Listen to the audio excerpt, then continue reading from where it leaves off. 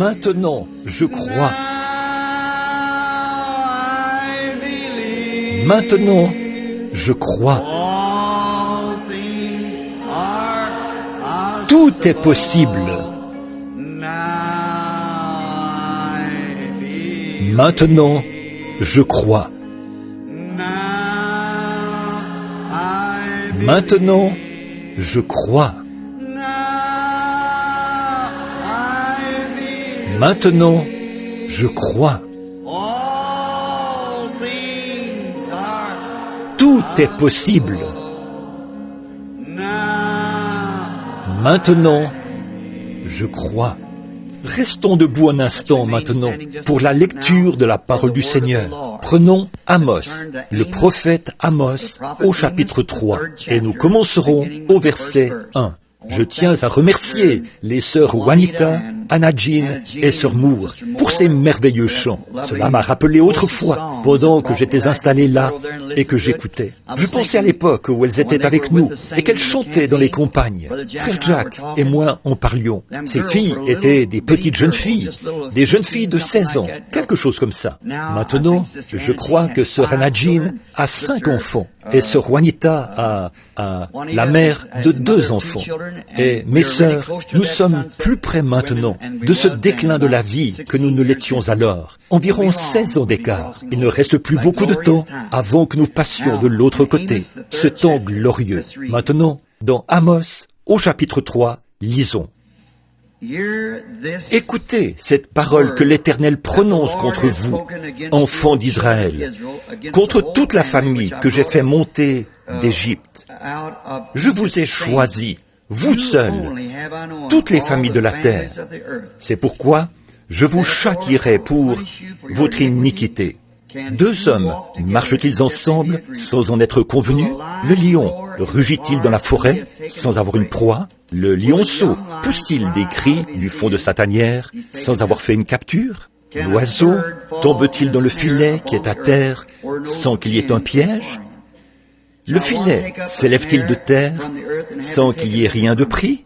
Sonne-t-on de la trompette dans une ville sans que le peuple soit dans l'épouvante? Arrive-t-il un malheur dans une ville sans que l'Éternel en soit l'auteur? Car le Seigneur ne fait rien sans avoir révélé ses secrets à ses serviteurs les prophètes. Le lion rugit, qui ne serait effrayé? Le Seigneur parle, qui ne prophétiserait? Courbons la tête. Seigneur Jésus, puisse ceci, ta parole, Seigneur. Puissions-nous avoir communion ce soir autour de cette portion.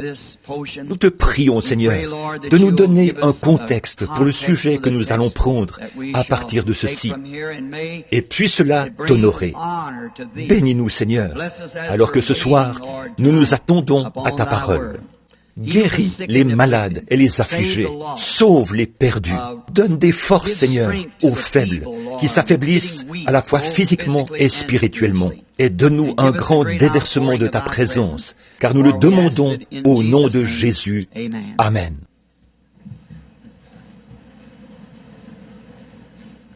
J'aimerais prendre comme sujet, à partir de ce texte ce soir, l'amnésie spirituelle. N'oubliez pas, demain, c'est la prière pour les malades. Demain, nous nous attendons à ce que le Seigneur fasse de très grandes choses.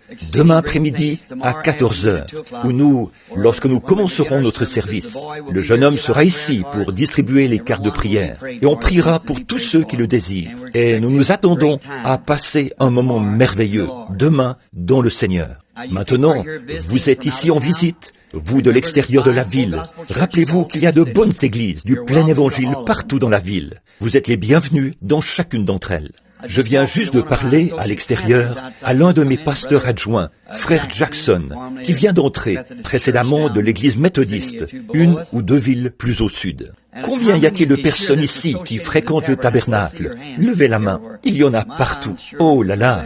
Je suis vraiment content de vous avoir ici. Cette réunion est la plus proche de l'Indiana que j'ai eue depuis un bon bout de temps. Je pense revenir bientôt, dresser une tente et prendre ces 7 dernières trompettes, si le Seigneur le veut. Bon, donc, rappelez-vous demain, N'oubliez pas, demain à 14 heures. Puis notre prochaine réunion commencera la semaine prochaine à Tampa, en Floride. Maintenant, je veux parler de l'amnésie spirituelle.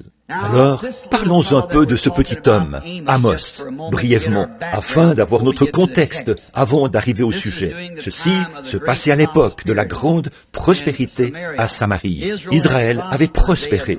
En fait, Israël avait recherché les choses du monde et avait prospéré. La prospérité n'est pas toujours le signe d'une bénédiction spirituelle, mais parfois c'est le contraire. Les gens pensent peut-être que vous devez posséder beaucoup de biens de ce monde pour montrer que Dieu vous bénit. Cela n'est pas vrai. Parfois, c'est l'inverse. Mais nous voyons nous ne savons pas beaucoup de choses au sujet de ce petit homme. Nous n'avons pas de traces historiques mentionnant d'où il venait. Nous savons toutefois, selon l'Écriture, qu'il était berger, mais Dieu l'avait suscité. Je peux m'imaginer cela lors d'une chaude journée là-bas à Samarie, l'une des plus importantes villes touristiques du monde à cette époque-là. Ce serait comparable à, disons, Miami ou Hollywood, Los Angeles, à certains endroits comme ceux-là, des lieux touristiques importants. Et nous pouvons simplement nous l'imaginer là. Il n'était jamais allé dans une ville pareille, mais il avait la parole du Seigneur. Il venait dans cette grande ville où le péché s'amoncelait de toutes parts. Les ministres s'étaient tous éloignés de la parole de Dieu, et il n'avait pas eu de prophète depuis de nombreuses années. Donc, ce petit homme, alors qu'il arrivait au sommet de la colline, situé plus ou moins au nord de Samarie, je peux me l'imaginer sous un soleil brûlant, le visage recouvert d'une barbe grisonnante, sa petite tête chauve qui brillait. Il a plissé ses petits yeux en regardant cette ville en contrebas. Il a plissé les yeux. Il ne regardait pas ce que les touristes voient généralement lorsqu'ils vont dans une ville et qu'ils voient tous les enchantements de sa beauté. Il regardait et voyait ce que cette ville était devenue. Une ville qui était jadis la cité de Dieu et qui était tombée dans une telle décadence morale. Ce n'est pas étonnant que ce petit homme inconnu était Amos, le prophète. Il se trouve que nous ne connaissons pas beaucoup de choses à son sujet. Nous ne savons pas d'où il venait. Les prophètes sont généralement des inconnus quand ils entrent en scène, et ils repartent de la même façon. Nous ne savons pas d'où ils viennent, où ils vont. Nous ne connaissons rien de leur passé. Dieu les suscite simplement. Il n'avait pas grand-chose pour attirer les regards, mais il avait « l'ainsi dit le Seigneur ». C'est ça l'essentiel. D'après moi, il va de soi qu'il est venu à Samarie pour commencer sa campagne. Je suis sûr qu'il n'a pas eu de collaboration de qui que ce soit. Il n'avait pas de carte d'association d'une quelconque dénomination. Il n'avait pas de papier pour montrer de quel groupe il venait. Mais il avait une chose, il avait la parole du Seigneur pour cette ville. Je me demande si nous pouvions transporter Amos aujourd'hui jusqu'à notre époque. Je me demande s'il serait bien accueilli dans l'une de nos villes aujourd'hui. Je me demande si nous l'accepterions ou si nous ferions simplement comme eux ont fait. Nous voyons que nos villes sont de la même décadence et nous voyons que le péché est vraiment grand parmi les gens, tout autant qu'à cette époque-là.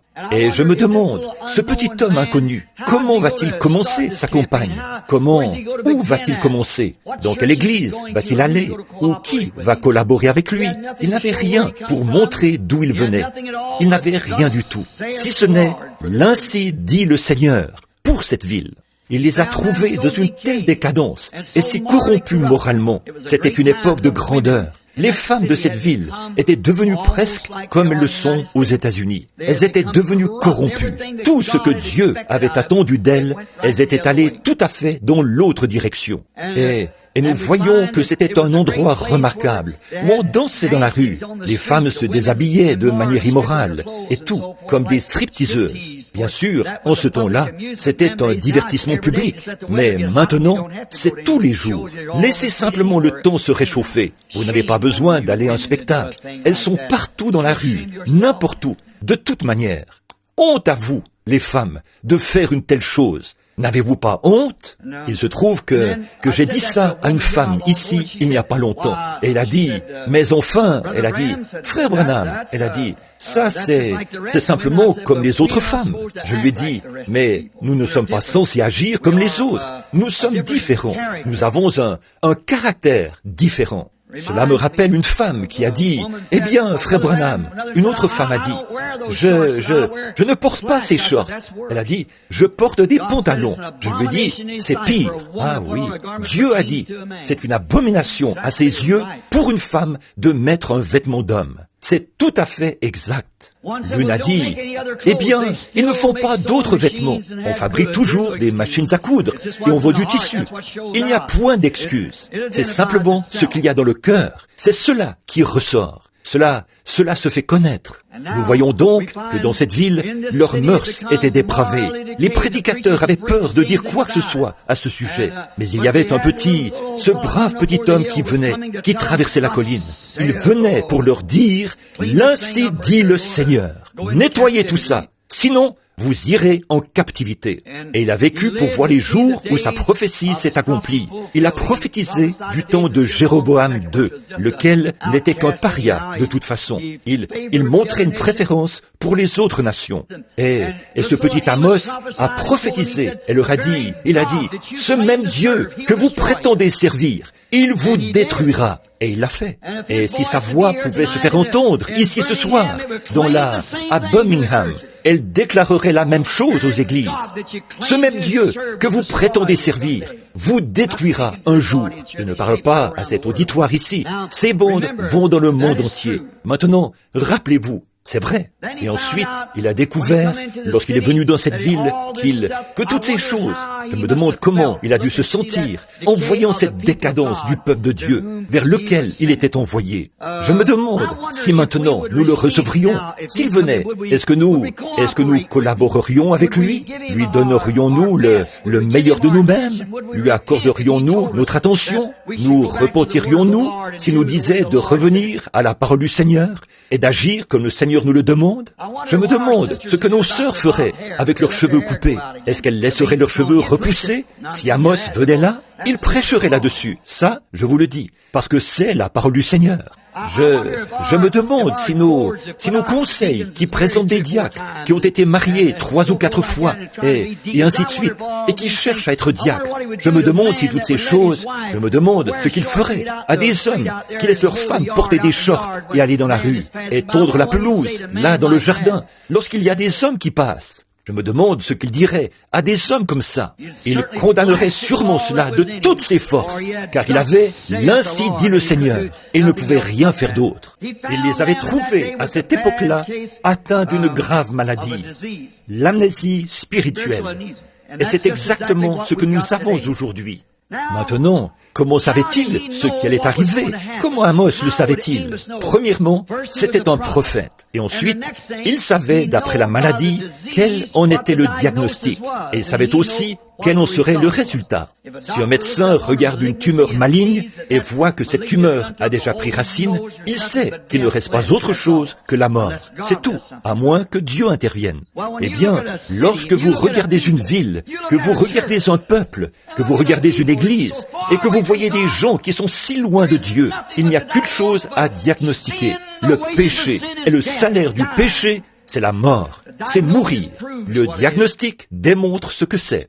Vous voyez, lorsque les gens s'éloignent de Dieu et ne veulent pas écouter la parole, lorsqu'ils n'ont plus de désir pour la parole, alors il n'y a qu'un diagnostic pour cela. L'âme qui pêche, c'est celle qui mourra. L'incrédulité vous séparera de Dieu. Exactement. Il a donc su quelle maladie, quel résultat il y aurait lorsqu'il a vu la maladie du péché dans la ville.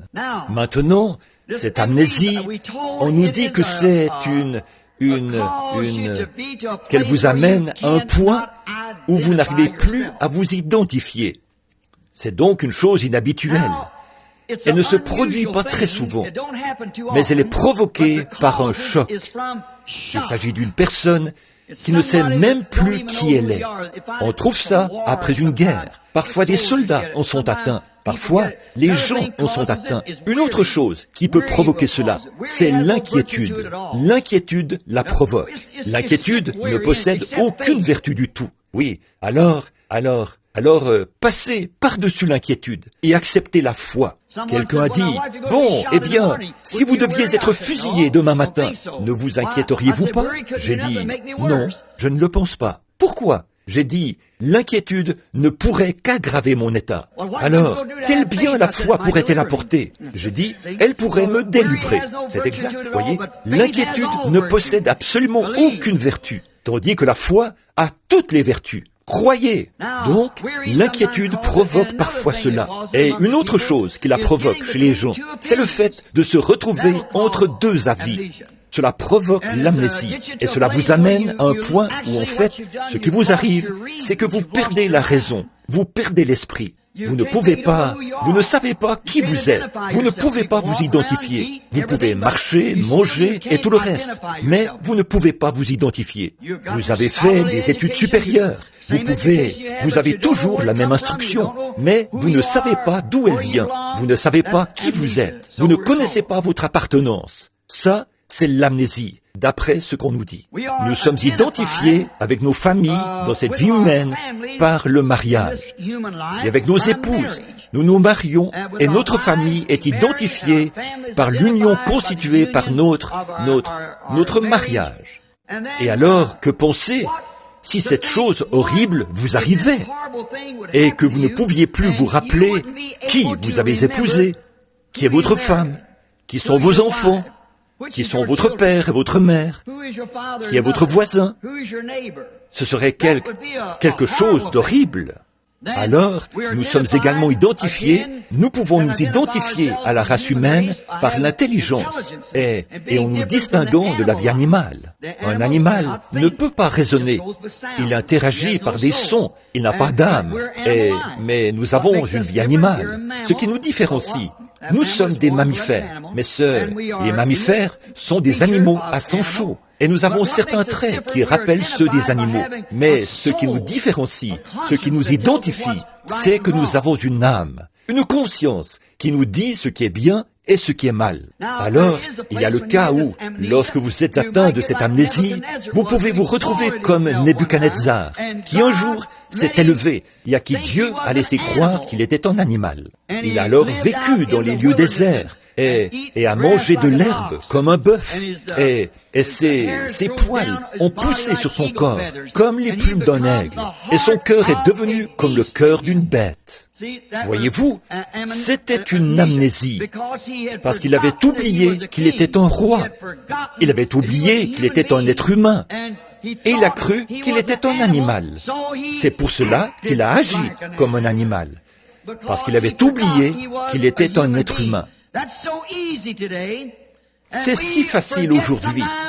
On oublie parfois ce qu'est l'Église chrétienne. On agit comme le monde. Cela montre qu'on a l'amnésie spirituelle, parce qu'on n'agit pas comme des chrétiens.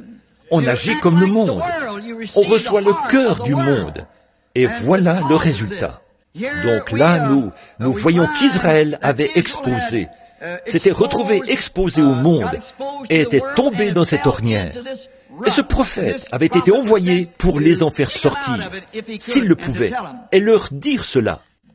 Dieu, par sa grâce, a choisi Israël parmi toutes les familles de la terre. La grâce avait fait cela. Il leur avait donné la meilleure terre. Il leur a donné des maisons qu'ils n'avaient pas eu à construire. Dieu a fait cela. Il a choisi. Il leur a donné des fermes qu'ils n'avaient pas achetées. Il leur a donné à manger ce qu'ils n'avaient pas planté. Il leur a donné des puits qu'ils n'avaient pas creusés. Il leur a donné des victoires qu'ils n'avaient pas remportées. Il leur a donné une grâce qu'ils n'avaient pas méritée. Dieu a fait cela par sa grâce à l'égard de ce peuple, Israël, ses élus, ses bien-aimés. Et il a dit dans la Bible, il l'a trouvée dans les champs, une jeune fille assise dans son sang. Il l'a lavée et nettoyée, et tout ce qu'il a fait. Mais après que Dieu eut usé envers elle de toutes ses grâces, et qu'elle fut devenue riche, elle a été frappée d'amnésie, et elle a oublié complètement d'où venaient ces choses. D'après moi, c'est l'image des États-Unis en 1964. On souffre de la même maladie.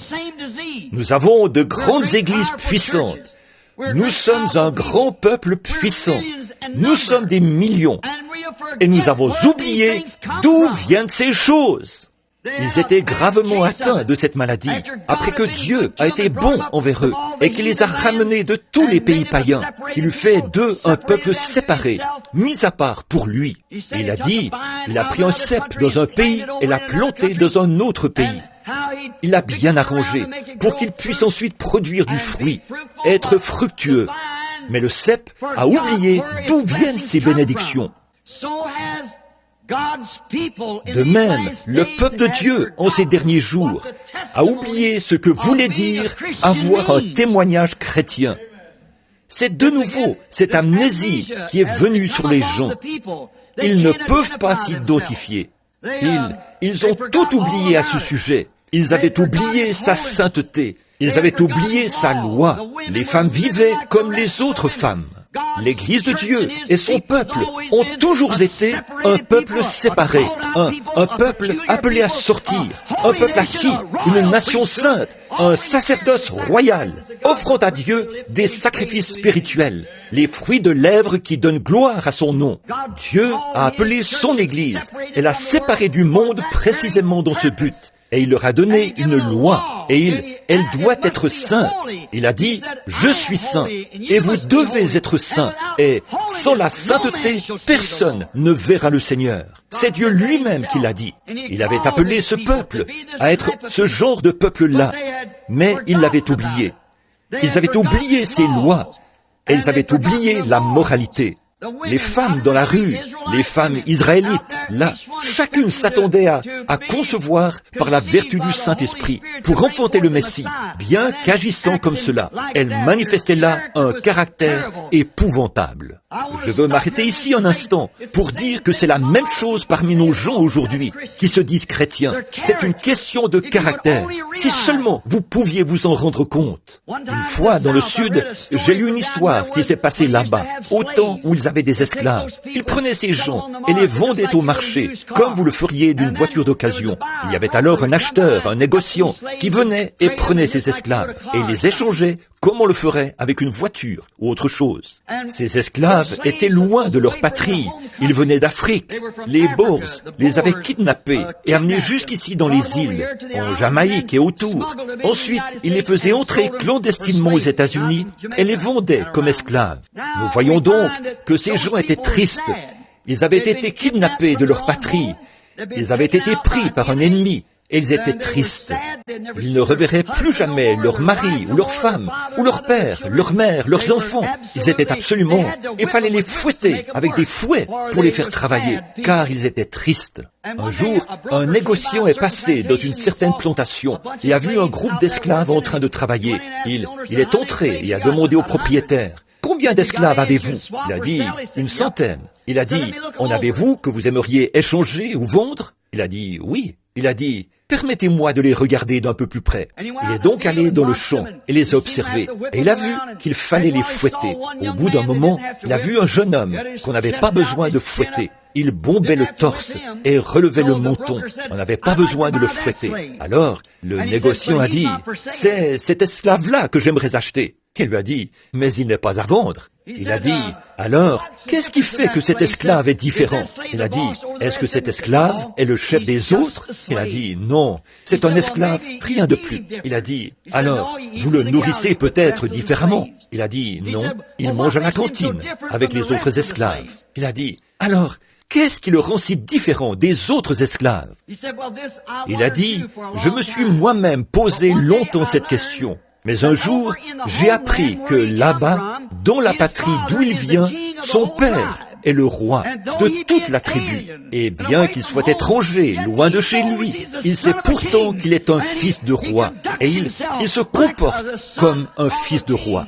Je me suis dit, mais si un noir venant d'Afrique, c'est que son père est membre d'une tribu et qu'il est le roi d'une tribu. Qu'est-ce que cela devrait produire chez un chrétien né de nouveau, un homme ou une femme, alors que notre Père est le roi du ciel dans la gloire? Nous devrions nous comporter comme des chrétiens et des chrétiennes. Nous devrions le montrer par notre conduite, par notre habillement, par notre façon de parler, par notre vie. Bien que nous soyons étrangers, pourtant nous sommes enfants du roi. Amen. Notre caractère, notre perte de sens moral, à l'époque où nous vivons maintenant, Israël était tombé dans cette même ornière et était aussi immoral. Ils avaient oublié les lois de Dieu. Tu ne commettras point d'adultère et tu ne convoiteras point la femme de ton prochain, et ainsi de suite. Ils avaient oublié ces lois. Ils ne voulaient plus ça. Et ils voulaient être comme le reste du monde, tout comme l'Église est devenue aujourd'hui. Une fois, Israël, au commencement, a voulu avoir un roi à sa tête. Samuel leur a dit, le prophète qui leur avait été envoyé, il a dit, « Eh bien, vous ai-je déjà dit quelque chose au nom du Seigneur qui ne soit pas arrivé ?» Ils ont dit, « Non, jamais. Vous ai-je déjà supplié de me donner de la nourriture ou de l'argent, de votre argent pour vivre? Non, tu ne l'as pas fait. Tu ne nous as jamais rien dit, Samuel, qui ne soit arrivé. Et tu ne nous as jamais demandé notre argent à nous pour vivre. Mais pourtant, quoi qu'il en soit, nous voulons ce roi. » Dieu a dit à Samuel, « Laisse-les en avoir un. Ce n'est pas toi qu'ils ont rejeté, c'est moi qu'ils ont rejeté. » Israël s'était retrouvé dans ce même état. Il ne voulait plus les prophètes de Dieu. Il n'avait pas besoin d'eux. Et si l'un d'eux venait leur apporter la parole et qu'il essayait de les ramener à la parole, ils la rejetaient. Ils le font toujours lorsqu'ils sont dans cette sorte de dépravation. Lorsque le monde et l'Église s'unissent, alors ils ne veulent rien de spirituel. Ils ne veulent pas de l'ainsi dit le Seigneur. Ils veulent ce qu'ils veulent. Ils veulent le monde et dire qu'ils sont chrétiens et vivre dans le monde, vivre avec le monde et vivre comme le monde et maintenir néanmoins leur confession qu'ils sont chrétiens. Vous savez ce que c'est? C'est de l'amnésie spirituelle. C'est exactement ça. Ils ne savent pas qui ils sont. Ils ont oublié ce qu'ils sont censés faire. Si quelqu'un venait comme cela aujourd'hui, il serait rejeté de la même manière. Ils étaient gravement atteints de cette maladie. Et c'est pareil aujourd'hui.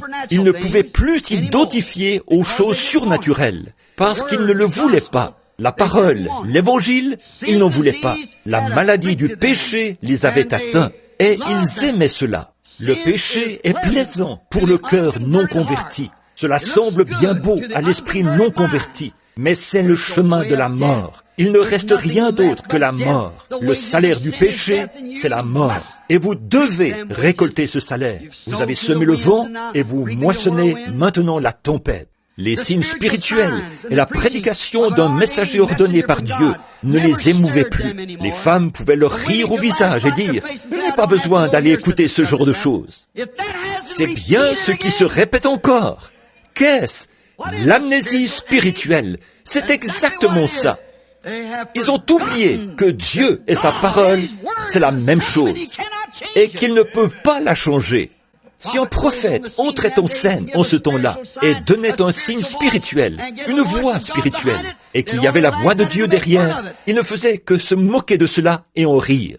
Vous connaissez le vieux dicton, les insensés marchent avec des souliers cloutés là où les anges craignent de poser les pieds. Voilà ce que fait cette amnésie spirituelle. Cela fait que les gens n'arrivent au point où ils n'ont plus de sentiments en eux. Ils ne veulent rien de spirituel.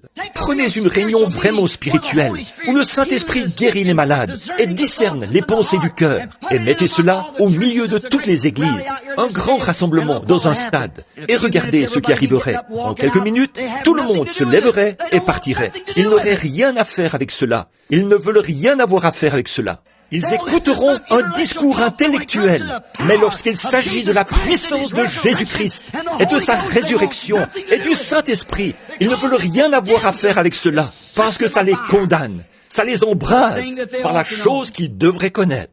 Bien sûr, aucun châtiment appliqué en sa saison n'est plaisant. Mais si vous cédez à cela produit les fruits de la repentance. Ainsi, nous voyons que lorsque cette amnésie spirituelle s'empare des gens, alors ils se retrouvent dans un état grave. Maintenant, nous voyons la même chose. Là, vous devez être identifiés. Quelque part, vous devez montrer, votre vie montre, ce soir, où vous êtes identifié. Vous êtes identifié ou en Christ ou hors de Christ. Vous n'êtes pas à mi-chemin. Il n'existe pas d'homme ivre qui soit sobre. Il n'y a pas d'oiseau noir qui soit blanc. Ou bien vous êtes sauvé, ou bien vous n'êtes pas sauvé. Vous êtes un saint ou un pécheur, l'un ou l'autre. Et votre attitude spirituelle envers la parole de Dieu identifie exactement où vous vous tenez. C'est vrai. La parole de Dieu, confirmée, prouve que le baptême du Saint-Esprit est tout à fait le même qu'il était au jour de la Pentecôte, ou dans n'importe quelle époque.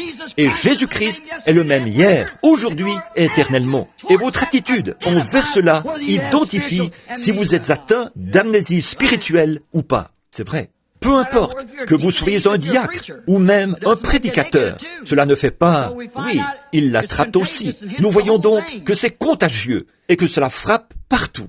Maintenant, remarquons. Maintenant, pour être un Américain, je dois être identifié avec ma nation. Maintenant, écoutez attentivement. Pour être un Américain, à ma naissance dans ce pays, je deviens un citoyen et je suis identifié avec cette nation. Tout ce qu'elle est, je le suis. Tout ce qu'elle a été, je le suis. Étant identifié comme un Américain, je dois alors prendre sur moi toute sa honte, toute sa gloire. Peu importe ce qu'elle est, je le suis, parce que je suis identifié avec elle. Amen. Je veux que vous saisissiez cela. Je suis identifié en tant que citoyen américain. Alors tout ce qu'elle était, je le suis. Tout ce qu'elle est, je le suis. Je dois être une partie de cela. Si je suis un citoyen américain, je suis une partie de l'Amérique. Et tout ce qu'elle est, je le suis. Je ne dois jamais oublier ceci. Si je veux rester un vrai citoyen américain, je dois toujours me rappeler que je suis ce qu'est ma nation. Parce que je suis identifié avec ma nation. De l'oublier ou qu'il me faille combattre pour elle, ou mourir pour elle, ou défendre tout ce qu'elle défend. Je dois le défendre. Ce qu'est ma nation, je le suis. Ce qu'elle défend, je le défends. Pour être un Américain loyal, je dois être prêt à mourir pour elle, combattre pour elle, la défendre, faire tout ce qu'il faut. Je fais partie d'elle. Vous ne pouvez pas la critiquer sans me critiquer. Lorsque vous dites quelque chose contre elle, vous le dites contre moi, car je suis un Américain. Ce qu'on dit contre vous, comme Américain, ce qu'on dit contre cette nation, on le dit contre vous, car vous en êtes une partie. Ne l'oubliez jamais. Lorsque vous l'oubliez, vous avez l'amnésie, assurément. Et rappelez-vous, vous n'êtes plus un citoyen américain. Si vous n'arrivez pas à en devenir une partie, vous devez l'être. Ce qu'est l'Amérique, vous devez l'être aussi. Je dois en être un participant. Ceci est ma nation. Je dois en être un participant. Ce qu'elle est, je le suis. Voyez, ce qu'elle était, je le suis. Peu importe ce qu'elle était, je suis toujours ce qu'elle était. À titre d'Américain, j'ai débarqué à Plymouth Rock avec elle, avec les ancêtres. J'ai dû le faire. Je suis une partie d'elle. J'ai chevauché avec Paul Revere pour l'avertir du danger. Si je suis un vrai citoyen américain, j'ai débarqué à Plymouth Rock. J'ai chevauché avec Paul Revere pour l'avertir du danger. Comprenez-vous ce que je veux dire maintenant? J'ai traversé le Delaware glacé avec George Washington, avec ses soldats nu-pieds. J'étais là car je suis identifié avec cette nation. Ce qu'il a fait là était une partie de moi. Ce que je fais maintenant est une partie de lui. J'étais identifié avec Washington au Delaware. Je me suis tenu aux côtés de Stonewall Jackson quand les probabilités de réussite étaient si faibles et qu'on lui a demandé « Comment peux-tu te tenir comme un mur de pierre alors que tes probabilités de réussite sont faibles ?» Ce petit homme timide, aux yeux bleus, a donné un coup de pied dans la poussière avec ses bottes et il a dit « Je ne bois jamais un verre d'eau sans remercier le Dieu Tout-Puissant. Je dois me tenir avec lui comme un mur de pierre. » Je me suis tenu là avec Stonewall Jackson. Pour être américain, j'ai été identifié avec lui et sa prise de position, traversant le Delaware, livrant des batailles. J'ai hissé le drapeau. J'étais avec eux lorsqu'ils ont hissé le drapeau sur Guam, après que des milliers de soldats américains ont donné leur vie. Et quand ce petit groupe est arrivé là et a commencé à hisser le drapeau, j'ai été identifié avec la montée de ce drapeau. Chacun d'entre nous l'a été. Tous les citoyens américains ont été identifiés avec ce drapeau qui flottait sur Guam. Lorsque j'ai entendu dire qu'on avait hissé ce drapeau là-bas, des larmes ont coulé sur mes joues. C'était moi, c'était vous, c'était nous tous, lorsque nous avons été identifiés là-bas avec cela. Tout ce qu'elle est, je le suis. Toute sa gloire est ma gloire. Toute sa honte est ma honte. Si elle a fait des choses honteuses, je devrais regarder, supporter son opprobre. Si elle reçoit la gloire, je reçois la gloire avec elle, car je suis identifié avec elle. Maintenant, pour être identifié, un Américain doit prendre position pour toute la honte de l'Amérique, toute la gloire de l'Amérique, tout ce qu'elle a jamais été, tout ce qu'elle est ou tout ce qu'elle sera. Vous êtes identifié avec cela. Alors, pour être un vrai chrétien, vous devez être pareil. Nous ne voulons pas oublier cela. Tout ce qu'il était, je suis identifié avec lui. Je suis identifié avec lui. Remarquez, il est en moi et je suis en lui. Alors, remarquez, chaque chrétien qui est un véritable chrétien, était avec lui lorsque les étoiles du matin éclataient au chant d'allégresse et que les fils de Dieu poussaient des cris de joie avant qu'il y ait une fondation du monde. Nous étions identifiés dans les sphères immortelles avec Dieu, 10 millions d'années avant même que le monde soit formé. J'étais là-bas avec lui. Si j'ai la vie éternelle, j'étais là-bas avec lui. J'étais identifié avec lui, alors que les étoiles du matin éclataient au chant d'allégresse et que les fils de Dieu poussaient des cris de joie. J'étais avec lui lorsqu'il a appelé Abraham, alors qu'il était âgé de 75 ans et que sa femme avait 65 ans et qu'il lui a dit qu'ils allaient avoir un bébé. J'étais avec lui lorsqu'il a pris position sur l'ainsi dit le Seigneur. Je vais avoir ce bébé. Je me suis tenu à ses côtés. Tous les autres chrétiens se sont tenus à ses côtés. J'étais avec lui lorsque sont venues ces tentations. J'étais avec lui lorsqu'il est monté sur la montagne pour offrir Isaac. J'étais avec lui lorsque le bélier est apparu. J'étais avec Joseph lorsqu'il était rejeté par ses frères, parce qu'il était spirituel et que les autres étaient charnels. J'étais avec lui quand il a connu l'opprobre qu'il a dû supporter de la part de ses propres frères. Ce qu'il était, je le suis. Ce que je suis, il l'était. Car nous sommes tous un en Jésus-Christ. J'étais avec Joseph dans sa caverne, sa tombe. J'étais avec lui lorsqu'il est allé à la droite de Pharaon. Vous avez dû être identifié avec lui. J'étais avec Jacob ce soir-là, lorsqu'il a lutté toute la nuit avec l'ange. J'ai lutté moi-même. Je sais ce qu'il a traversé. J'ai donc lutté en même temps que Jacob, car je suis son frère. J'étais avec Moïse lorsqu'il est allé en Égypte. J'étais avec Moïse au buisson ardent. Si vous êtes un chrétien, vous êtes identifié avec ces personnages de la Bible. Ne l'oubliez pas. J'étais avec Moïse lorsque tous les gens se sont retournés contre lui. J'étais avec Moïse lorsqu'il a traversé la mer Rouge, lorsqu'il a levé la main et qu'il s'est mis en route et que la mer Rouge s'est ouverte. J'ai été identifié en Christ à ce moment-là et j'ai été avec Moïse à cette heure-là. Quoi que les chrétiens aient été, quoi que les croyants aient été, chaque croyant est maintenant identifié avec cette même personne. Quoi que cela soit, vous devez être identifié. Ne l'oubliez pas. Quand cela arrive, vous avez l'amnésie spirituelle. Vous avez oublié qui vous êtes. Donc, identifié avec lui, avec Moïse, lorsqu'il a traversé la mer. J'étais avec Élie du temps d'Akab, lorsqu'ils ont dû choisir qui ils serviraient, Dieu ou Balaam.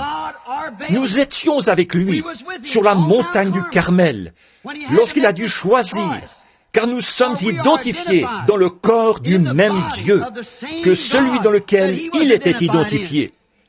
Si nous sommes donc identifiés dans ce corps, nous devons nous rappeler que nous étions là avec lui. C'est vrai. Bon, j'étais avec David lorsqu'il a été rejeté par ses propres frères. J'étais avec David. Vous l'étiez aussi. Si vous êtes un chrétien, vous devez être identifié dans son rejet.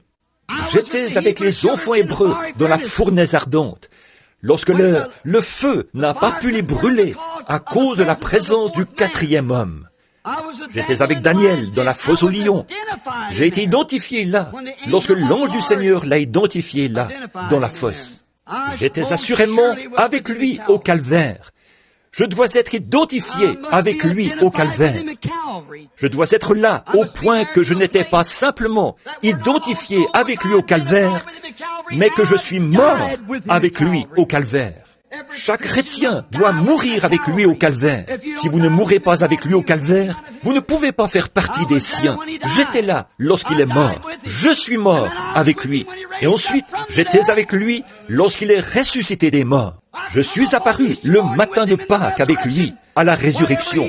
Quoi qu'il ait fait, j'étais moi-même là avec lui. Chaque croyant l'était aussi. Et maintenant, je suis assis avec lui dans les lieux célestes, en Jésus-Christ, avec toutes les puissances de l'enfer conquises par lui. Chaque croyant chrétien était assis de la même manière, parce que vous devez être identifiés. Maintenant, je me retrouve en ces derniers jours avec beaucoup de chrétiens qui croient, identifiés à son ministère. Il est le même hier, aujourd'hui et éternellement. Je me retrouve en ce jour identifié à son ministère. Vous retrouvez-vous comme ça, en train de croire cela, de marcher avec cela? Remarquez les œuvres qu'il a faites. Il a dit que le croyant les ferait aussi. Vous ferez aussi les œuvres que je fais. Alors, pouvez-vous être identifié avec lui? Lorsque l'opprobre vient sur la parole, pouvez-vous porter l'opprobre comme lui l'a fait? Voyez, étant identifié avec lui, j'étais identifié avec lui. J'étais avec lui le jour de la Pentecôte. J'étais avec les disciples là-haut, identifié avec eux par le baptême du Saint-Esprit. Je me demande si l'Église n'est pas maintenant atteinte d'une amnésie telle certains d'entre eux ne croient pas en l'existence du Saint-Esprit. Voyez-vous où l'Église en est arrivée? Un cas très grave d'amnésie. Voyez, ils ont oublié que c'était Jésus-Christ là-bas. Ils ont oublié ce qu'était Jésus-Christ. Ils ont oublié. Ils ont pensé qu'il n'était qu'un législateur ou un prophète ou un homme bon. Ils ont oublié qu'il était Dieu. Ils ont oublié qu'il est le même hier, aujourd'hui et éternellement. Et l'Église est gravement atteinte d'amnésie spirituelle. Ils ont oublié toutes ces choses. Ils ne comprennent plus cela. Nous devons être avec les disciples à la Pentecôte, identifiés avec eux. J'ai été identifié avec le sermon de Pierre, le jour de la Pentecôte, dans Actes chapitre 2. J'ai entendu ce qu'il a dit. J'ai cru ce qu'il a dit. J'ai obéi à ce qu'il a dit. Maintenant, je suis identifié avec la même chose. N'attrapez pas l'amnésie spirituelle. Autrement, vous allez vous identifier avec quelque chose d'autre. Tenez-vous-en strictement à cette parole. Nous étions avec l'Église lorsqu'elle a été commissionnée par Jésus-Christ dans Actes chapitre 16. Allez par tout le monde et prêchez la bonne nouvelle à toute la création. Je veux être identifié à cela, à tout le monde, à toute la création. Ces signes accompagneront ceux qui auront cru. Je peux être identifié à cela. Bon, là, êtes-vous identifié avec cela ou êtes-vous atteint d'amnésie spirituelle? Vous vous rendez compte que vous ne croyez pas que ces signes accompagnent les croyants. Voyez, si vous ne le croyez pas, alors vous souffrez d'amnésie spirituelle. Voyez, vous avez oublié que Dieu avait promis cela. Il a dit, voici les signes qui accompagneront ceux qui auront cru. Ne l'oubliez pas. Vous ne pouvez pas l'oublier et être un chrétien. Vous devez être identifié avec cela. Vous devez être identifié avec Jean, chapitre 14, verset 12. Celui qui croit en moi fera aussi les œuvres que je fais. Ne l'oubliez pas. Si vous l'oubliez, alors vous souffrez d'amnésie spirituelle. Vous avez oublié qui vous êtes. Vous avez oublié ce que signifiait votre témoignage. Qu'en est-il de ce qu'il a dit là? Si vous demeurez en moi et que ma parole demeure en vous, vous pouvez demander ce que vous voudrez et cela vous sera accordé. Êtes-vous identifié là pour croire que cela est la vérité? Marc 11, quand il a dit, si vous dites à cette montagne, ôte-toi de là, et que vous ne doutez pas dans votre cœur, mais que vous croyez que ce que vous avez dit arrivera, vous le verrez s'accomplir. Pouvez-vous être identifié là et croire que cela est la vérité? Si vous ne le pouvez pas, alors vous êtes en train d'attraper l'amnésie spirituelle. Vous oubliez, vous perdez votre équilibre chrétien. Vous ne pouvez pas dire à quoi vous appartenez. Vous dites, je suis méthodiste, je suis baptiste, voilà ce que je sais. Je suis pentecôtiste, je suis ceci, cela ou autre. Faites bien attention, cela peut vouloir dire que les signes de la maladie deviennent visibles, que vous êtes atteint d'amnésie spirituelle. Vous dites, frère Branham, je crois ceci, et je ne... Maintenant, attendez seulement un instant. Si Dieu a promis qu'il ferait ces choses et qu'elles seraient là dans les derniers jours, et que votre credo vous éloigne de cela, j'y vois un indice de la maladie chez vous. C'est l'amnésie spirituelle. Vous avez oublié de vous identifier avec la parole. Vous dites, je ne crois pas que les malades sont guéris. Vous êtes atteint d'amnésie spirituelle. Vous dites, je ne crois pas au baptême du Saint-Esprit. C'est de l'amnésie spirituelle. Vous dites, je ne crois pas que Dieu a promis de faire ces choses dans les derniers jours. Alors, vous avez écouté un credo ou une doctrine plutôt que la Bible. Vous êtes atteint d'amnésie spirituelle. Alors, vous ne savez pas à quoi vous appartenez. Vous confessez être un chrétien et vous reniez la parole. Cela vous ramène directement à l'amnésie spirituelle. Voyez, vous ne savez pas où vous vous tenez. Vous êtes atteint d'amnésie spirituelle. Vous ne pouvez pas vous identifier avec les Écritures. Il vous faut être avec les disciples. Il vous faut être avec toutes les Écritures, avec l'Église, lorsqu'elle a reçu sa commission. Mais maintenant, lorsque l'Église a reçu sa commission, allez par tout le monde et prêchez la bonne nouvelle. Voici les signes qui accompagneront ceux qui auront cru. Ça, c'était sa commission. Maintenant, c'était la commission. Mais ils ont été gravement atteints de cette amnésie spirituelle. Tout comme Ève a été atteinte on a été atteinte un jour dans le jardin. Là, elle est, comme Israël, qui souffrait de la même maladie.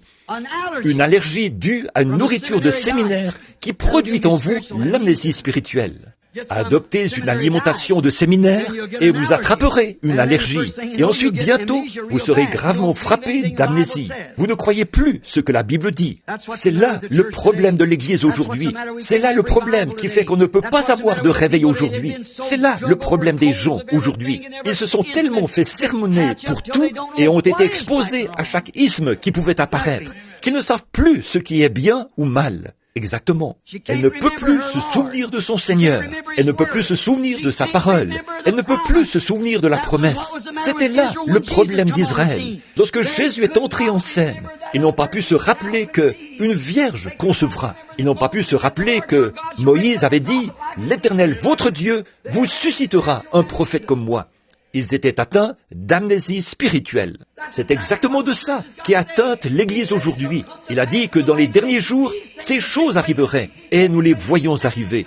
Et l'Église reste assise là, comme si elle était absolument morte. Qu'est-ce? L'amnésie spirituelle. Nous nous disons pentecôtistes, et nous ne pouvons pas nous identifier. Nous ne pouvons pas nous identifier avec la parole quand elle est prêchée dans la puissance de la résurrection de Christ. Et il est ici avec nous, accomplissant ceci et faisant exactement ce qu'il a dit qu'il ferait. Alors, faites attention, notre système dénominationnel nous a amenés dans une amnésie spirituelle. Nous en souffrons. Nous ne savons pas à quoi nous appartenons. On apporte nos papiers de cette église à une autre église, et cet isme-ci, et cet isme-là. Voyez, ce dont nous avons besoin de nouveau, c'est qu'un autre Amos apparaisse sur la scène, avec l'ainsi dit le Seigneur. Le recevrions-nous? Nous ferions à peu près comme eux. Ils ne l'ont jamais reçu. Ils ne le recevraient pas aujourd'hui. C'est à peine s'ils pouvaient entrer quelque part pour y prêcher. Effectivement, parce que l'Église souffre de cette amnésie spirituelle. Alors, pourquoi? Dieu a promis que dans ces derniers jours, lorsque le Fils de l'homme paraîtra, selon Luc chapitre 17, que le signe qui est survenu à Sodome arriverait pareillement. Et les gens le voient, et certains ne le croient même pas. Ils pensent que c'est de la télépathie. Ils pensent que c'est un esprit du diable. Qu'est-ce? Ils souffrent d'amnésie spirituelle. C'est tout à fait exact. Ils ne peuvent pas comprendre le Seigneur. Jésus-Christ est le même hier, aujourd'hui et éternellement. Ce qu'il était alors, il l'est maintenant. Mais qu'est-il arrivé? Nous ne pouvons simplement plus nous identifier avec la parole. Pourquoi? Elle ne sait pas si elle est un club ou si elle est une église. Elle ne veut pas être appelée un club et elle ne peut pas être appelée une église. Parce que pour être appelée une église, elle devrait s'identifier avec Christ. Cela provoque en elle l'amnésie spirituelle. Et elle ne veut pas être appelée un club. Ainsi, ce n'est pas l'église pentecôtiste, l'église méthodiste, l'église baptiste. C'est le club pentecôtiste, le club méthodiste et le club baptiste. Parce qu'elle ne peut pas être identifiée avec la parole. Et lorsque la parole est manifestée, ils ne la croient toujours pas. C'est une maladie, l'amnésie spirituelle. Ils ne peuvent pas s'identifier. Ils ne savent pas à quoi ils appartiennent. C'est exact. C'est exactement comme lorsqu'on hybride quelque chose. Comme je l'ai souvent dit, l'un des êtres les plus stupides que j'ai jamais vus, c'est le mulet. Voyez, c'est un hybride. Voyez, sa maman était une jument et son papa était un âne. Il ne sait même pas à quoi il appartient.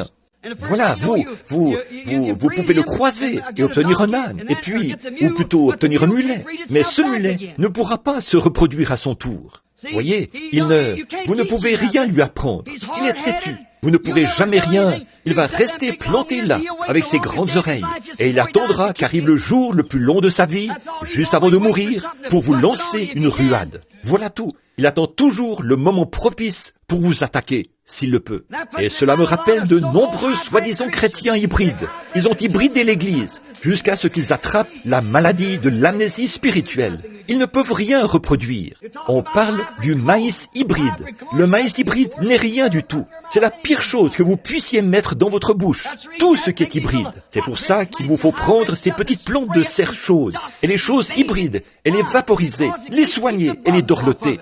Pourquoi? Parce qu'elles ne peuvent pas se protéger des bestioles. Mais un vrai pur sang, vous n'avez pas besoin de l'asperger de désinfectant. Il a la puissance en lui-même pour éloigner les bestioles.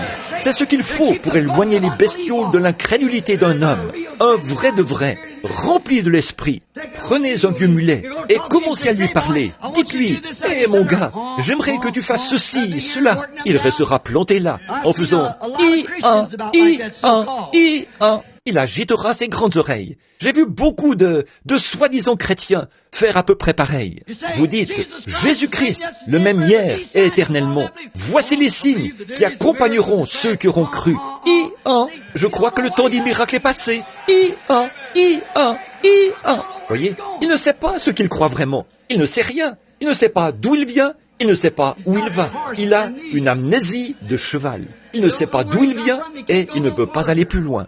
Mais moi, j'aime un vrai pur sang. Oh, il est doux. On peut lui parler. Il sait qui est son papa, qui est sa maman, qui sont son grand-papa et sa grand-maman. Il a des documents qui montrent qu'il est de race pure, qui indiquent ses origines. Et j'aime le chrétien de lignée pure. Il peut remonter jusqu'au jour de la Pentecôte dans la parole de Dieu et s'identifier avec les saints là-bas, lorsque la puissance du Saint-Esprit est venue sur eux. C'est ça, un chrétien de lignée pure. Il connaît ses origines.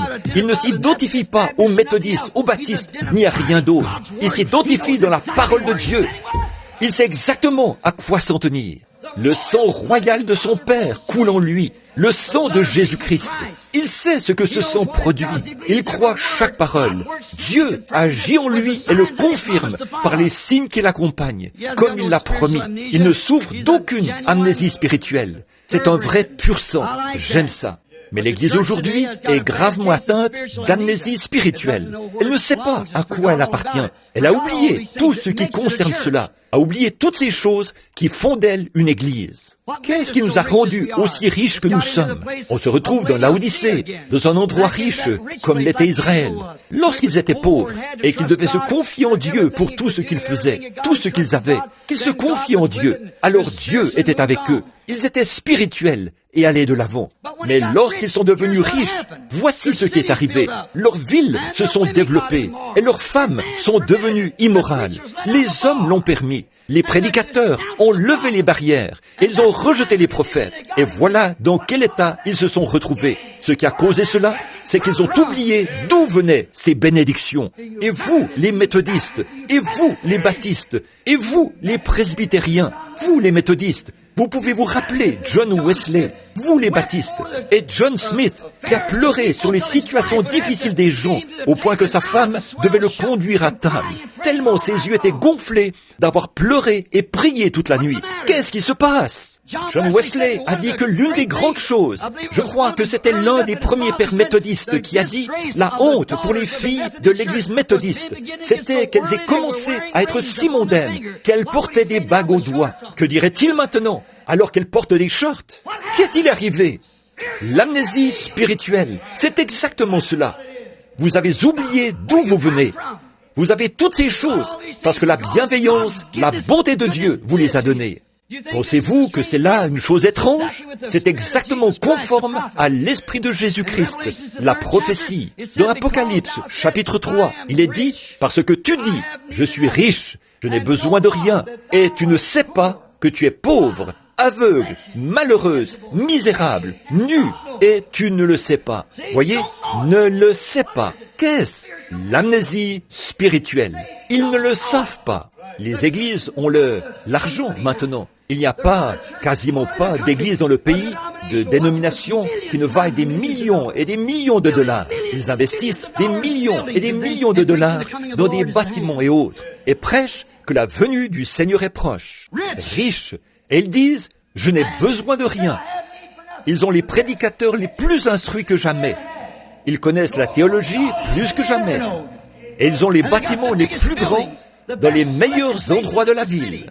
Ils ont reçu le feu vert pour faire tout ce qu'ils voulaient faire. Et ensuite, qu'est-ce qu'ils ont fait? Ils ont attrapé l'amnésie spirituelle et ont oublié que c'était Dieu qui avait fait cela pour eux, tout comme Israël.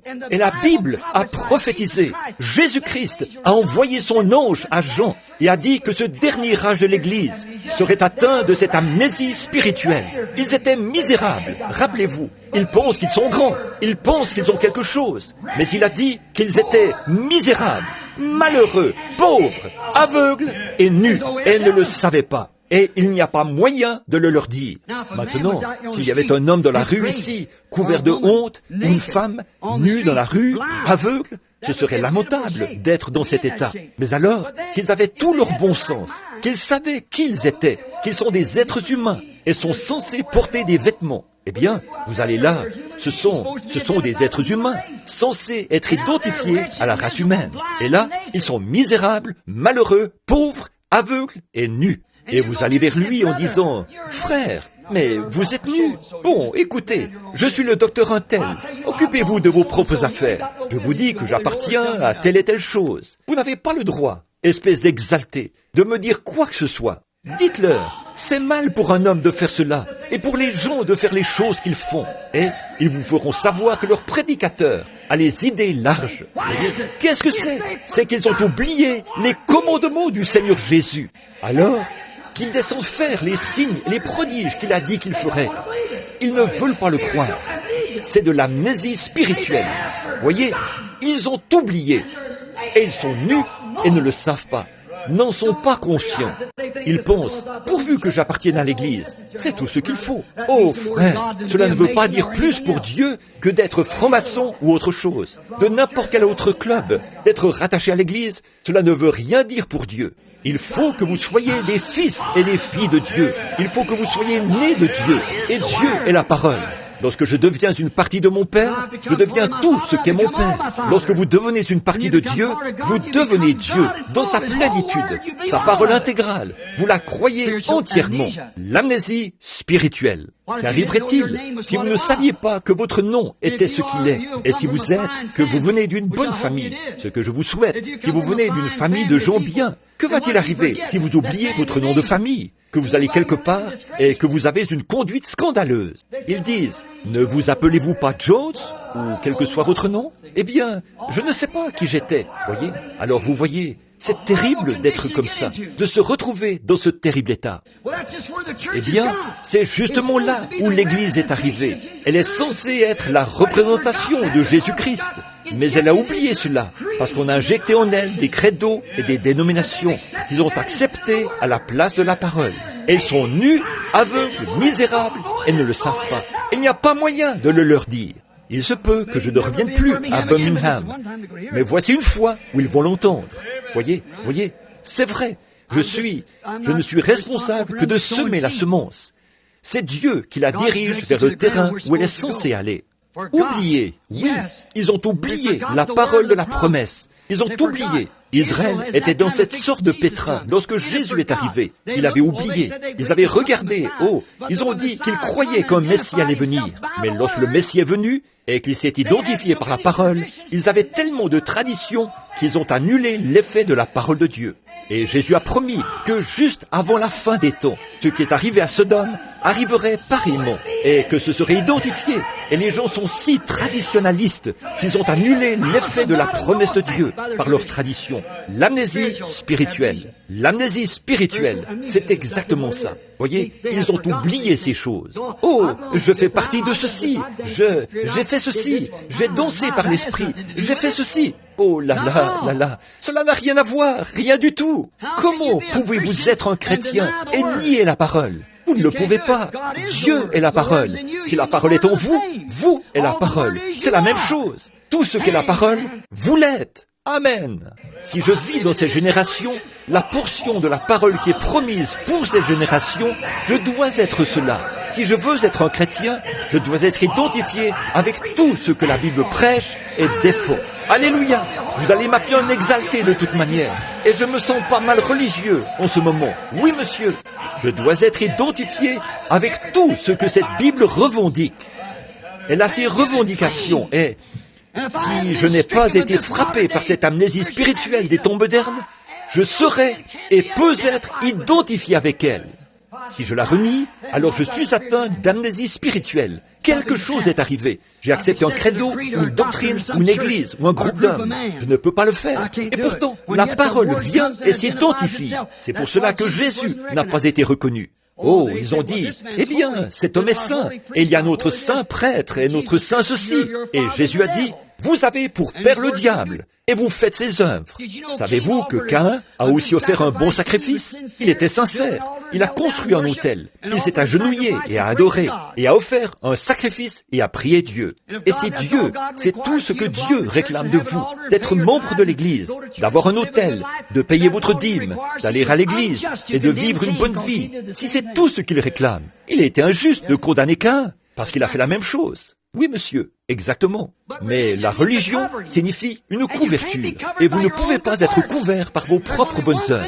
Il n'y a qu'une chose que Dieu acceptera. Et c'est le sang de Jésus-Christ. C'est la seule couverture. En dehors de cela, si vous dites, observez le credo, l'amnésie spirituelle, c'est ce qui est arrivé. Maintenant, remarquez, ils ont oublié leurs paroles. Ils ont oublié la Bible. Ils ont oublié la promesse. Ils essayent de vivre dans le reflet de ce qu'étaient les méthodistes, de ce qu'étaient les baptistes, de ce qu'était quelqu'un d'autre. Voici la promesse du jour, et Dieu qui la prononce par sa parole, et la confirme de nouveau, et prouve que c'est ainsi, et il ne la croit pourtant pas. L'amnésie spirituelle, c'est tout à fait exact, complètement amnésique. Il ne la croit absolument pas du tout. Un soldat français, on m'a raconté une petite histoire, juste avant que nous terminions. Je ne savais même pas que c'était si tard. Il me reste encore 10 pages de notes ici. Je les prendrai une autre fois. Remarquez, un soldat français. Ils avaient un groupe de soldats qui rentraient de l'armée, et ils étaient atteints de cette amnésie. Celle-ci provient d'un choc sur le champ de bataille.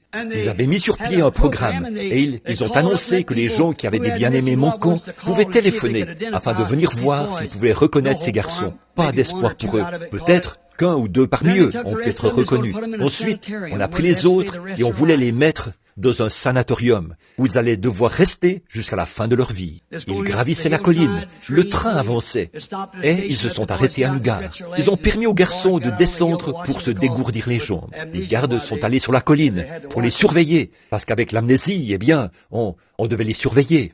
Ils ont alors observé un jeune homme qui était là. Il est sorti et a commencé à regarder le réservoir d'eau. Il a parcouru de regard toute la colline.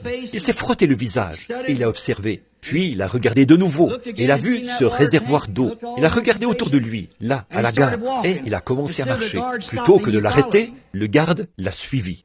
Il a gravi la colline, a descendu un petit sentier, a tourné à droite, a gravi une autre petite colline, et il est arrivé à une petite cabane en rondin. Il a regardé. Un vieil homme est sorti sur la galerie, sa canne à la main. Il est sorti et il l'a pris dans ses bras. Il a dit, « Mon fils, je savais que tu reviendrais. On m'a dit que tu étais mort, mais je savais que tu reviendrais. » Et le garçon est revenu à lui. Son amnésie l'a quitté. Il a pu identifier qui il était. Il savait que c'était son père. Ô soldat de la croix, qui a été traumatisé par tellement d'instructions, tellement de chocs par les dénominations et les credos et les choses du monde. Pourquoi ne te mets-tu pas simplement à l'écart pendant quelques instants pour regarder dans la Bible ?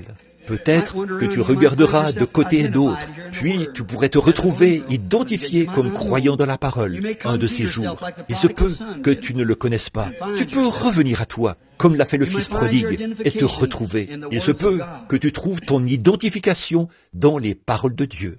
Quelqu'un a dit l'autre jour, il n'y a pas longtemps, il a dit, « Frère Branham, regardez-nous, les pentecôtistes, quelles belles églises nous avons. » Eh bien, nous avons des ministres qui ont été formés. Écoutez, lorsqu'un homme épouse sa femme, il ne fait pas confiance à sa beauté. Non, il fait confiance à la fidélité de son vœu, sa parole. Il ne fait pas confiance à sa beauté, il fait confiance à sa fidélité. Et c'est comme ça, lorsque vous vous mariez avec Dieu, vous ne placez pas votre confiance dans une belle église que vous pouvez construire, mais dans la promesse de Jésus-Christ qui a dit « Je suis le même, hier, aujourd'hui et éternellement ». Le croyez-vous? Courbons la tête, juste un instant.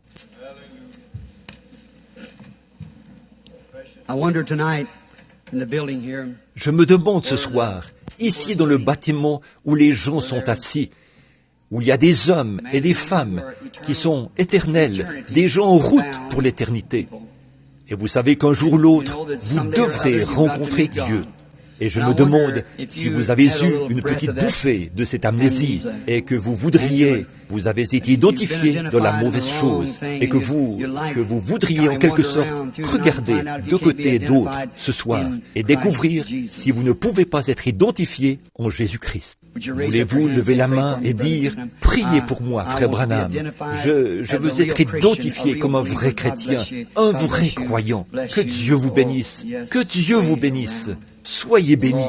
Oh oui, partout. Que le Seigneur Dieu vous bénisse. » Quelqu'un en haut, au balcon, dites, « Frère, je crois vraiment que c'est la vérité. Je crois, comme chrétien, que nous ne sommes pas des chrétiens comme ceux qu'il y avait dans le temps. » Qu'en est-il de vous, pentecôtistes, lorsque vos mères et vos pères se tenaient là dans la rue et qu'ils tapaient sur un vieux tambourin? Et votre mère, comme elle devait être épuisée. Elle luttait pour pouvoir prendre soin de vous, petits-enfants.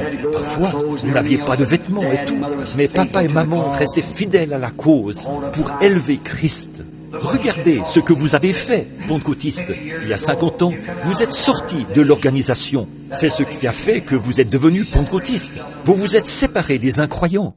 Et comme une truie retourne à son bourbier et un chien à ce qu'il a vomi, vous êtes retournés. Vous avez fait la même chose et vous êtes entrés dans le même gâchis que celui duquel vous étiez sortis. Qu'est-ce qui se passe? L'amnésie spirituelle s'est manifestée parmi les gens. Vous avez vos credos et vos papiers de la dénomination maintenant. Et vous êtes au même niveau que les autres. Vous voulez être avec les autres. Vous avez permis à vos femmes de se couper les cheveux, de mettre du maquillage. Vous leur avez permis de faire toutes ces choses et d'amener toutes ces choses dans les églises. Qu'est-ce? L'amnésie spirituelle. Et puis, bien vite, lorsque Dieu commence à visiter son peuple, alors qu'est-ce qui arrive? Vous ne pouvez pas le recevoir. Voyez-vous, vous avez été tellement malade à cause de cette amnésie. Voyez, vous n'avez rien entendu d'autre. Ne pensez-vous pas que vous devriez vous éloigner juste quelques instants de ce credo et prendre la Bible et voir comment un chrétien est censé être identifié? Voici les signes qui accompagneront ceux qui auront cru. Dans Actes, Pierre a dit, « Repentez-vous, chacun de vous, et soyez baptisés au nom de Jésus-Christ pour le pardon de vos péchés, et vous recevrez le don du Saint-Esprit, car la promesse est pour vous et pour vos enfants et pour tous ceux qui sont au loin, en aussi grand nombre que le Seigneur notre Dieu les appellera. » S'ils vous disent que cela n'est pas ainsi, alors votre pasteur est atteint d'une grave amnésie spirituelle. Il ne peut pas se trouver identifié avec cette église-là, non pas une organisation, mais une église, un corps mystique de Christ. Maintenant, le Saint-Esprit est ici. Il est ici pour faire exactement ce qu'il a promis qu'il ferait. Maintenant, alors que vous êtes ici, la tête inclinée, continuez simplement à prier. Laissez le Saint-Esprit parler lui-même. Vous pouvez voir si n'importe qui sait que la promesse, ce qu'elle est pour ce jour. Maintenant, vous qui avez un besoin, ce soir, vous, beaucoup parmi vous ont levé la main. Avant que vous le fassiez, je me demande, alors que nous sommes ici et que nous prions sincèrement pour les malades, je me demande si vous pouvez vous éloigner de cette incrédulité, de cette dénomination, de ce credo qui vous dit que ces choses ne sont pas ainsi, de celui qui vous dit que cela vient du diable. Quand ils font cela, ils ne seront jamais pardonnés, ni dans ce monde, ni dans celui à venir. Et si ceci était la vérité, pensez-y. Et si ça l'était, alors vous vous retrouvez où? Voyez, vous n'avez pas besoin de l'exprimer à haute voix. Il vous suffit de le croire dans votre cœur. Et il y a des gens ici qui croient cela. Je me suis tenu là, ces 2 derniers soirs, accablé de soucis, en me retenant et en me mordant la langue, pour ne pas dénoncer cela ouvertement. Souviens-toi, mon ami, c'est entre toi et Dieu. Et si c'était faux, ce que tu es en train de penser, tu sais ce qui va arriver, tu ne seras jamais pardonné pour cela. L'amnésie spirituelle, tu vas continuer comme ça jusqu'à ta mort éternelle. L'incrédulité, celui qui ne croit pas est déjà condamné. Maintenant, priez pour votre maladie. Dites, Seigneur Jésus, tu as promis.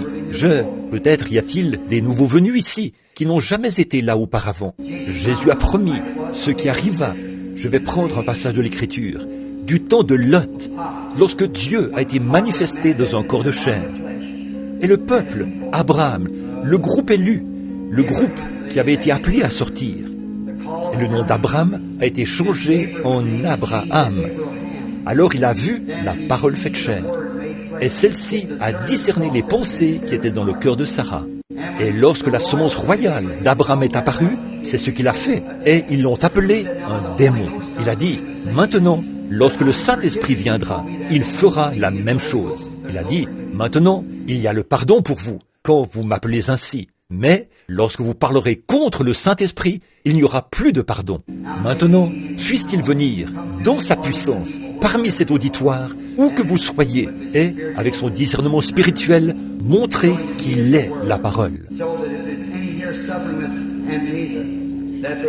Et s'il y en a ici qui souffrent de cette amnésie, qu'ils soient sans excuse, avant qu'on fasse cet appel à l'autel. Que le Seigneur Dieu nous aide. Maintenant, avec la tête inclinée, priez avec respect. Voyez, il y a une dame assise là devant moi. Elle a porté les mains à son visage. Elle souffre de la colonne vertébrale et elle est aussi atteinte de nervosité. Elle souffre de l'estomac et elle est assise là devant moi maintenant. Et afin qu'elle puisse reconnaître cela, elle ne vient pas d'ici. Elle vient d'une ville qui s'appelle Macon. Oui. Croyez-vous que Dieu puisse me dire qui vous êtes? Vous êtes mademoiselle Ayers. Si c'est juste, levez la main. Je vous suis inconnu. C'est vrai, n'est-ce pas? Maintenant, vos ennuis sont terminés. Jésus-Christ, vous avez touché son vêtement. Il vous a guéri. Maintenant, croyez-le simplement.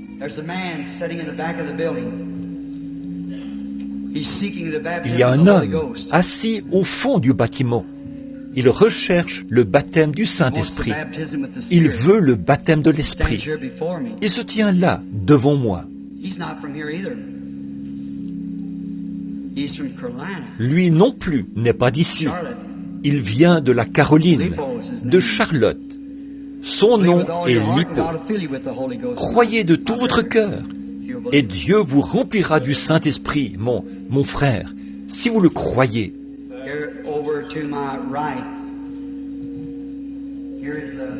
Ici, à ma droite, il y a un homme et sa femme, assis juste en face de moi. C'est un couple âgé, à ma droite. La dame souffre du côlon. Son mari a des problèmes cardiaques. Ils ne sont pas d'ici. Ils viennent du Tennessee. Monsieur et Madame Thomas, si vous croyez de tout votre cœur, levez la main et vous pouvez accepter votre guérison. Jésus-Christ vous guérit. C'est exactement ce qu'il a promis de faire. Mais je n'ai jamais vu ces gens de ma vie. L'amnésie spirituelle.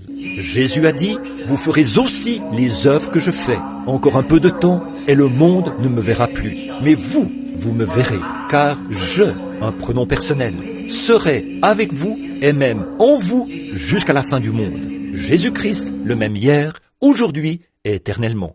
Maintenant, pour les hommes et les femmes présents qui ont quelque chose qui ne va pas, qui ne peuvent pas simplement voir comment, vous voulez croire, mais vous n'y arrivez pas et vous voudriez qu'on prie pour vous. Vous voulez l'accepter pendant que vous êtes dans sa présence. Voulez-vous venir, vous tenir ici près de moi, me laisser prier et vous imposer les mains? Si vous venez ici maintenant, vous qui souffrez de cela, d'amnésie spirituelle et qui voudriez qu'on prie pour vous afin d'en être libéré. Si vous n'êtes pas un croyant, mais vous voulez qu'on prie pour vous, montez ici et tenez-vous là.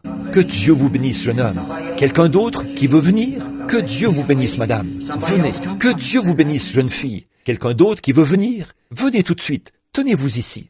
L'amnésie spirituelle. Je ne veux pas être frappé de cela. Que Dieu m'en préserve. Que je meure de n'importe quelle mort. Mais que jamais je ne meure de cette mort-là en tant qu'un croyant. Venez. Acceptez-le maintenant. Ne voulez-vous pas le faire? Venez et vous qui êtes au balcon, descendez les amis. Il n'y a que quelques pas à faire jusqu'ici, et cela pourrait faire la différence entre la mort et la vie pour vous. Voyez-vous, je ne peux pas forcer Christ à agir. Il n'y a rien que Christ est obligé de faire, sauf une chose. Il est obligé de tenir sa parole. Il doit faire cela pour être Christ, pour être Dieu. Il doit tenir sa parole. Maintenant, rappelez-vous, si vous n'êtes pas sûr de votre expérience, pourquoi ne pas venir maintenant? Si vous êtes simplement membre d'une dénomination, si vous êtes un petit-fils pentecôtiste, Dieu n'a pas de petits-enfants. Il a des fils et des filles, mais pas de petits-fils et de petites-filles. Voyez-vous, Dieu n'a pas ça. Il a simplement des fils et des filles. Et vous savez que vous n'en êtes pas un. Vous avez peut-être parlé en langue, vous avez peut-être dansé, vous avez fait tout ceci. C'est en ordre. Je n'ai rien contre cela. Mais néanmoins, si vous avez toujours cette amnésie spirituelle, alors avancez-vous. Venez vous tenir ici. Prions à ce sujet. Qu'en dites-vous?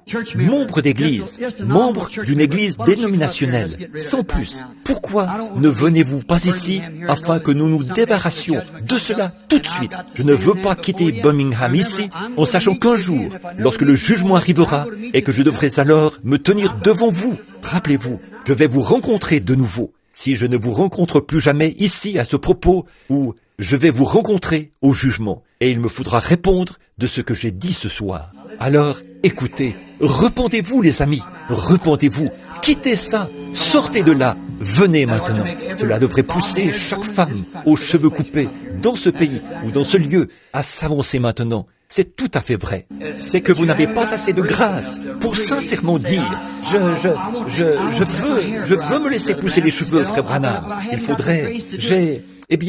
je n'ai pas la grâce pour le faire. » Eh bien, vous dites, est-ce que cela a quelque chose à voir avec ça? Il n'y a pas longtemps, un très grand prédicateur est venu vers moi en disant « J'aimerais vous imposer les mains, frère Branham. » Il a dit « Tout le monde vous considère comme un prophète. » J'ai dit « Mais je n'ai jamais dit que j'étais prophète. » Il a dit « Mais les gens vous considèrent comme tel.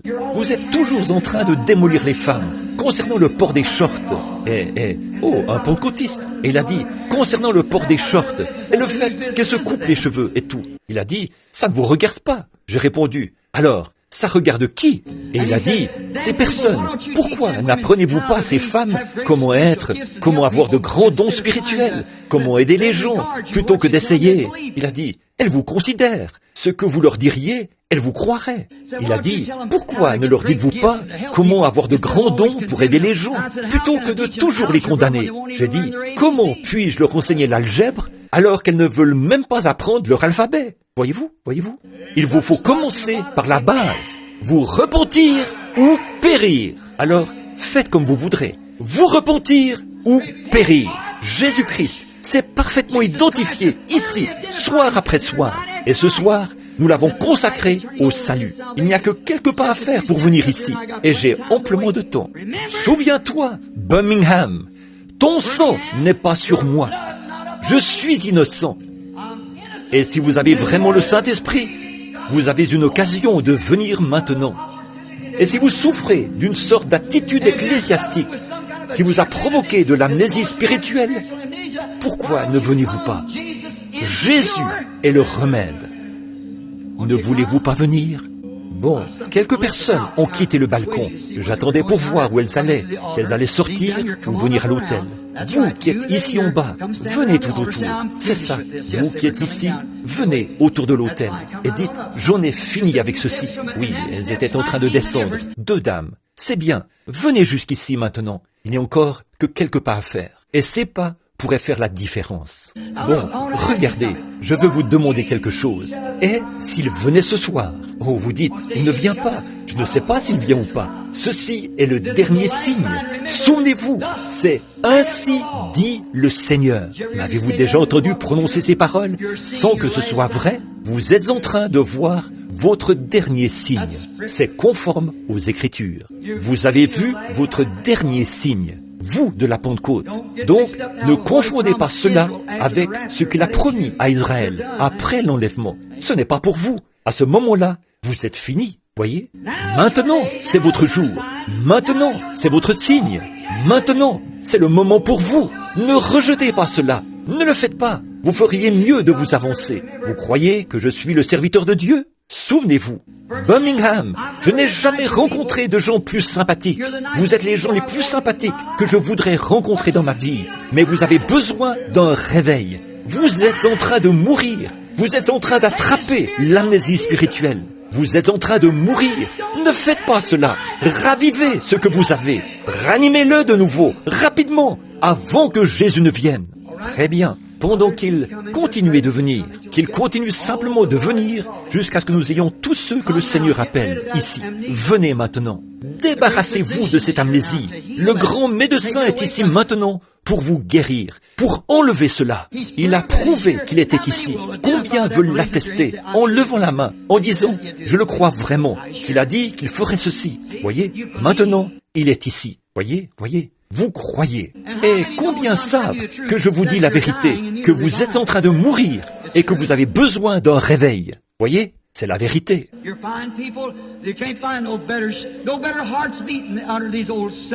Shirts down here. That's right. Real people. But folks, you better wake up right quick. An hour that you think not, it might happen. It might not happen. I don't know, but remember, you're your last warning. So flee while you have time to flee. Vous êtes de braves gens. On ne peut pas en trouver de meilleurs. Il n'y a pas de meilleur cœur que ceux qui battent ici, sous ces chemises des gens du Sud. C'est vrai. Des gens authentiques. Mais, mes amis, vous avez intérêt à vous réveiller tout de suite. À l'heure où vous n'y pensez pas, cela pourrait arriver. Cela pourrait ne pas arriver, je ne sais pas. Mais rappelez-vous, vous recevez votre dernier avertissement. Alors fuyez, tant que vous avez le temps de fuir. Venez maintenant, tant qu'il y en a qui viennent, je vais continuer à attendre, parce qu'il se pourrait, une seule âme vaut 10 000 mondes. Et aussi longtemps que les gens se laissent convaincre, j'aimerais voir que ceci se transforme en un grand réveil qui s'installe dans toutes les églises par ici. Si seulement vous pouviez faire cesser vos différences et rejeter votre égoïsme et accepter le Saint-Esprit. Vous avez déclaré que vous le croyez, vous avez déclaré le croire, et lorsqu'il vient s'identifier, alors vous vous séparez l'un de l'autre. Pourquoi ne pas unir nos cœurs avec la parole de Dieu et croire la vérité? C'est ça, vous allez simplement continuer de mourir, et vous allez entrer tout droit dans la Odyssée. Exactement ce qu'il a promis, ce sera ainsi. Ne voulez-vous pas venir maintenant? Voici maintenant le jour, voici maintenant le temps favorable. Observez ce que le Saint-Esprit va faire. Now, I want all the ministers here that's interested in these people, come pray with me too. Come up here. All ministers that's interested in these people, come. Just come right around, get in among the people. Maintenant, je désire que tous les ministres ici, qui s'intéressent à ces personnes, viennent aussi prier avec moi. Venez ici, tous les ministres qui s'intéressent à ces personnes. Venez ici autour. Venez parmi les gens. Un ministre ou un accompagnateur spirituel, une bonne accompagnatrice spirituelle, qui veut se tenir là avec ses femmes. Je veux croire de tout mon cœur que le Saint-Esprit va venir dans cet endroit, ici même, en ce moment, et simplement s'identifier lui-même parmi ces personnes. Maintenant, permettez-moi d'abord de donner des directives à ces personnes ici. Maintenant, mes amis, quelle que soit la raison pour laquelle vous êtes ici, il le sait. Et je peux vous le prouver. Il prendra une personne après l'autre, vous amènera ici, sur cette estrade, et il n'y aura pas une seule chose qu'il ne fera pas connaître. Cela se passe ainsi, en effet, depuis que je suis un jeune garçon. Ce don n'est pas remis en question. Mais la question est, pouvez-vous le recevoir? Le croyez-vous? Il est ici maintenant. Eh bien, s'il est ici, alors la seule chose c'est qu'il tient sa parole. Donc, croyez simplement que vous le recevez. Acceptez-le. Levez-vous et dites, Seigneur Dieu, je suis ici pour l'accepter. Et restez simplement là jusqu'à ce que cela arrive. Comme Buddy Robinson l'a dit une fois dans un champ de maïs, il a dit, Seigneur, si tu ne me donnes pas le Saint-Esprit, lorsque tu reviendras, tu trouveras là un tas d'ossements. Il était tout à fait sérieux. Et vous n'allez rien recevoir de Dieu à moins d'être poussé à bout. Bon, avez-vous remarqué la récolte d'aujourd'hui? Avez-vous remarqué ce que nous faisons aujourd'hui? Nous, en fait, nous avons suffisamment de Dieu en nous pour venir sur l'estrade et dire « Oui, peut-être que je ferais mieux de m'avancer là. » Or ça, c'est ce qu'on expérimente dans le monde entier. Oui, je ferais bien d'y aller, me tenir là. Vous dites « Eh bien, je ne sais pas. Me voici, voyez. Quel endroit où se trouver? Il n'y a pas de feu qui brûle. Il n'y a pas d'enthousiasme. Il n'y a pas de « Allez, vas-y !» Et en tant qu'évangéliste, cela me tue de voir le peuple de Dieu dans cet état-là. Nous sommes censés brûler d'ardeur. Mais vous voyez, qu'est-ce que c'est? C'est exactement ce que je vous ai dit. Apocalypse 3, vous êtes tiède. Et il a dit, parce que vous êtes tiède, alors je vais vous vomir de ma bouche. N'est-ce pas vrai? C'est ce qu'il a dit. Et s'il l'a dit, c'est ce qu'il va faire. Alors, ne faisons pas partie de cette foule-là. Vous êtes ici, avec des besoins. Recevons-le, sinon mourrons ici même. C'est vrai, recevons-le, sinon mourons. Maintenant, mon cher frère, ma chère sœur, si je pouvais descendre pour vous aider à faire quelque chose, je le ferais volontiers. Maintenant, par un don, je peux vous dire pourquoi vous êtes ici. Je peux vous dire ce qu'il y a par le Saint-Esprit, par l'Esprit de Dieu. Je peux vous dire pourquoi vous êtes venus, ce que vous avez fait, quel sera l'avenir, ou quelque chose comme cela. Mais ça ne va pas régler la question. Il faut que vous acceptiez ceci, vous-même. Il faut que ce soit vous. Maintenant, êtes-vous prêts? Levez la main et dites « Je suis prêt. Je suis prêt à mourir ici même. » Mais ne le faites pas, à moins que ce soit vraiment votre intention. Je suis prêt à mourir ici même ou à obtenir ce que je désire de Dieu. Amen. Êtes-vous vraiment prêt? Alors, que l'auditoire se lève, partout, maintenant, ensemble, unissons-nous ensemble, prions. Et simplement, vous les ministres, avancez-vous vers ces personnes qui sont là, vers chacune d'elles. Et vous représentez les mains de Christ maintenant. Vous qui voulez le Saint-Esprit, vous qui voulez cette expérience, non pas une excitation remplie d'émotions. Vous voulez le Saint-Esprit, la vie, le germe de vie à l'intérieur de vous. Et vous voulez vous débarrasser de cette amnésie qui fait que vous ne pouvez pas vous identifier. Vous ne savez pas où vous vous tenez. Vous ne savez pas ce que vous êtes. Débarrassons-nous-en tout de suite. Il y a une nouvelle naissance ici pour vous. Une réelle, une authentique nouvelle naissance. Maintenant, imposons les mains à ces personnes. Levons tous les mains et prions d'un commun accord. Père céleste, au nom du Seigneur Jésus, fais, Seigneur, qu'au nom de Jésus-Christ, le Saint-Esprit vienne ce soir, ce samedi soir, comme quand le Saint-Esprit est descendu comme un vent impétueux, que ces personnes soient baptisées dans le Saint-Esprit, que le feu et la puissance de Dieu ne les quittent pas. S'ils sont là demain matin, puissent-ils rester jusqu'à ce que le Saint-Esprit vienne. C'est ça qu'il faut, c'est ça, le voilà, c'est le Saint-Esprit qui vient. Je l'ai déjà fait, je sais ça. C'est tout. Croyez-le maintenant. Acceptez-le. Soyez remplis de ces bénédictions.